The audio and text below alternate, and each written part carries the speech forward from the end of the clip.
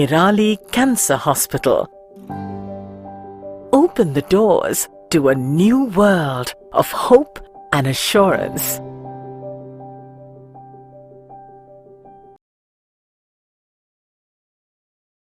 नमस्कार, मैं doctor Harish Verma, senior cancer surgeon निराली कैंसर हॉस्पिटल में कार्यरत हूँ और हम आज बात करेंगे ब्रेस्ट कैंसर के बारे में। तो पहले जानते हैं व्हाट इज़ कैंसर। कैंसर क्या है?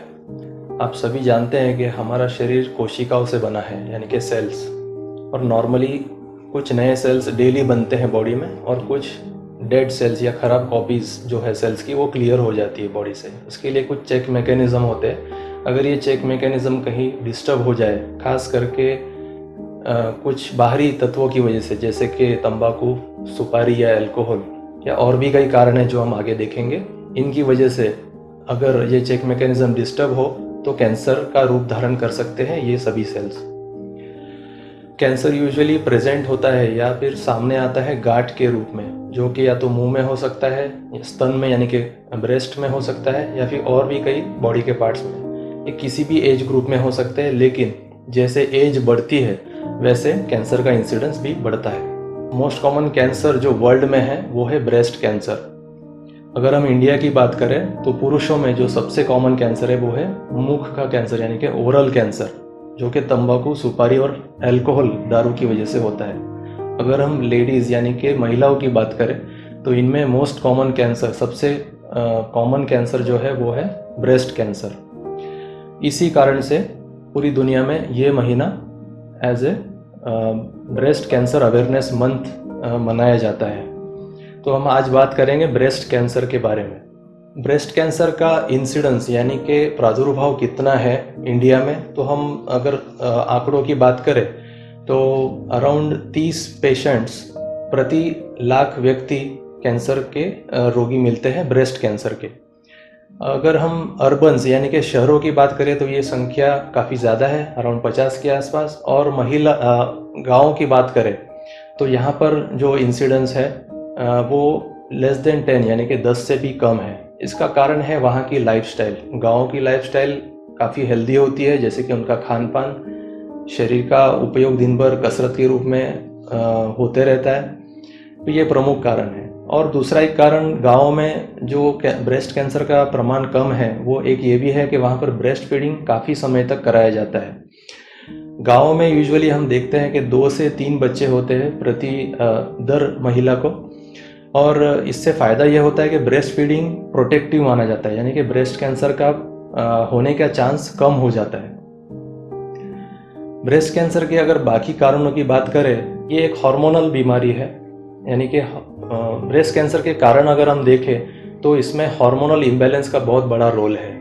तो हार्मोनल इम्बैलेंस के अगर कारण देखे जाए तो जिन लड़कियों में यानी कि गर्ल्स में मासिक या माहवारी जल्दी स्टार्ट हो जाती है, नॉर्मली 11 से 12 की उम्र में स्टार्ट होती है, लेकिन अगर ये 8 और 9 तक आ जाए और लेट तक चलता रहे, यानी कि 50-55 के बाद भी मासिक आ ही रहा है, तो इसमें हार्मोनल इम्बैलेंस या हार्मोन का इम्पैक्ट ज़्यादा होगा और ब्रेस्ट कैंसर होने के चांसेस थोड़े बढ़ जाते हैं।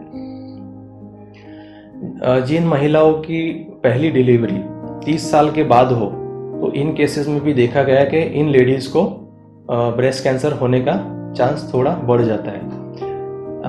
जिन महिलाओं ने कभी डिलीवरी हुई नहीं है, जिनको हम साइंटिफिक लैंग्वेज में नली पैरस कहते हैं, तो ऐसे लेडीज़ में भी ब्रेस्ट कैंसर का प्रमाण ज़्यादा देखा गया है। ऐसा नहीं है कि इन लेडीज़ को कैंसर होगा ही, लेकिन इन लेडीज़ में प्रभाव या चांस थोड़ा ज़्यादा है।